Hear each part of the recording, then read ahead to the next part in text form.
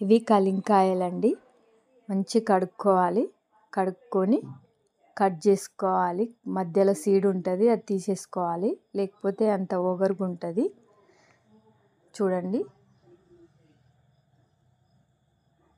అన్నీ తీసేసుకొని ఇట్లా ప్లేట్లో పోసుకొని పెట్టుకోవాలి. పెట్టుకున్నాక స్టవ్ మీద ఒక ప్యాన్ పెట్టుకోవాలి. ప్యాన్లో 2 టేబుల్ స్పూన్ ఆయిల్ పోసుకోవాలి.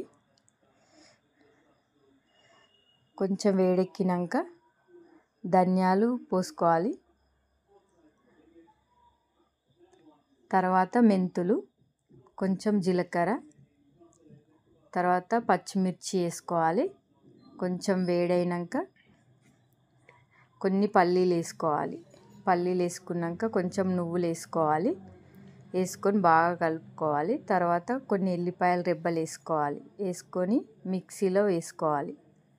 మిక్సీలో వేసుకొని మిక్సీ పట్టుకోవాలి.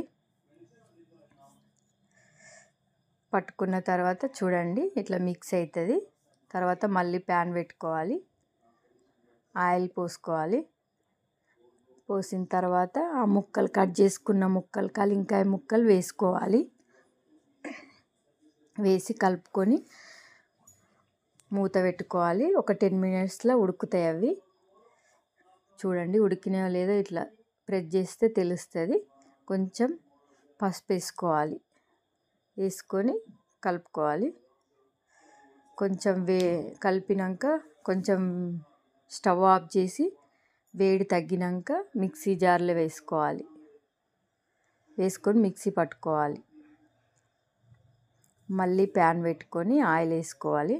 తర్వాత జీలకర్ర, ఆవాలు, ఎండుమిర్చి, కరివేపాకు, కొంచెం పసుపు వేసుకొని కలుపుకొని స్టవ్ ఆఫ్ చేసుకొని మనం మిక్సీ పట్టుకున్న గ్రేవీని దీంట్లో వేసుకొని కలుపుకోవాలి. చూడండి, కలింకాయ చట్నీ రెడీ.